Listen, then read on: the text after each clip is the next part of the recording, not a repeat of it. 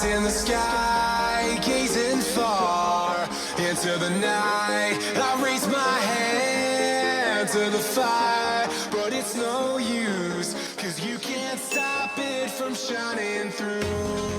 It's true.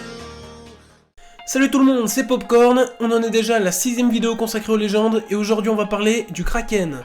Alors les premières apparitions du Kraken remontent dès le 12e siècle après Jésus-Christ. On retrouve ces apparitions dans certains récits marins et quelques légendes scandinaves. En Norvège, on parle d'un monstre à la taille gigantesque qui s'attaque aux navires d'époque, les entraînant vers le fond et en grignotant quelques marins au passage. Quand elle a un petit creux, je suppose. La taille du monstre fait pas mal débat, mais dans tous les cas, elle reste incroyable. Au XVIIe siècle, l'évêque Éric Pontoppidan écrit que le Kraken est un monstre de la taille d'une île de 1 km de diamètre. 1 fucking kilomètre. Ça fait une sacrée bestiole. Bon après, d'autres personnes ont vu le monstre et se sont un peu calmés sur la taille. Apparemment, il faisait pas 1 kilomètre, beaucoup plus petit, mais toujours vraiment hyper balèze. C'est pas Nemo, quoi. Et ce n'est qu'à partir du XVIIIe siècle que le Kraken commence à être représenté tel un poulpe géant. Ou peut-être un calamar géant. Ou peut-être une baleine, avec des tentacules. Ça doit être super moche. Par contre, nombreux sont ceux qui affirment que le Kraken est une créature vivante. Et oui, c'est assez étonnant, car beaucoup pensaient qu'elle venait des enfers.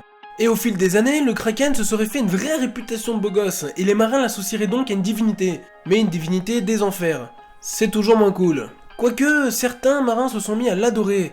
Et ça, c'est assez étrange. Enfin, la fuir, il y a une logique. C'est compréhensible, dans l'absolu, personne n'a vraiment envie de crever.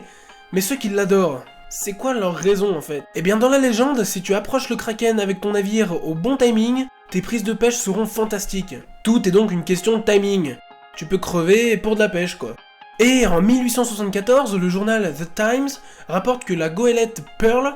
Ouais, Pearl, ça vous dit rien? Jack Sparrow et compagnie. Bah ça vient de là. Bref, le journal rapporte que le Pearl se serait fait couler par un calamar géant. Tu le sens le coup de pub? Ouais, moi aussi. Et en plus, à l'époque, la rumeur avait vraiment explosé. Enfin, les gens ils y ont cru quoi. The Times, c'est quand même sérieux. Et bah aujourd'hui, au final, on sait que c'était un canular puisque la goélette Pearl n'a jamais existé. Non, franchement, respect.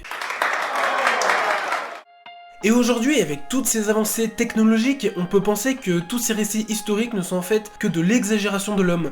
En gros, les personnes ayant cru voir un Kraken n'ont sans doute vu qu'une baleine ou un calamar géant remonter à la surface. Ça casse le mythe, hein. Donc en gros, le Kraken est sans doute un calamar géant ou une baleine, et non pas le monstre gigantesque qu'on peut voir dans les récits. Par contre, je vais quand même vous donner 3 anecdotes plutôt intéressantes sur les calamars géants.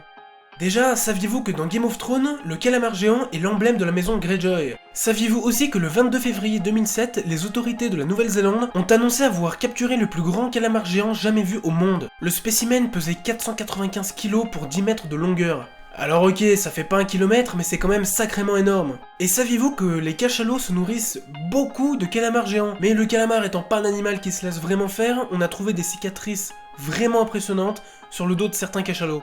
Le truc assez frustrant dans cette histoire, c'est qu'on n'arrive pas vraiment à observer les calamars géants, ils sont trop profonds, ils se déplacent trop vite et il y en a trop peu. Mais qui sait, peut-être qu'un jour on pourra les observer et on tombera sur des spécimens encore plus gros que ce qu'on a déjà trouvé, ce serait assez incroyable. Et voilà, cette légende est terminée, j'espère qu'elle vous aura plu. Merci beaucoup d'avoir visionné cette vidéo, ça fait super plaisir. Si elle vous a plu, n'hésitez pas à mettre un pouce bleu et un commentaire.